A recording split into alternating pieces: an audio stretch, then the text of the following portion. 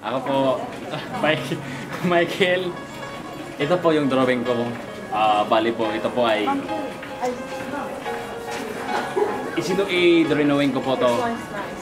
Bali base po sa ng Pilipinas, kung ano po ang itsura ng Pilipinas sa aming bansa. Ito pa iba-ibang kulay. Kaya nakikita nyo rin po sa aking drawing. Iba-ibang kulay po siya.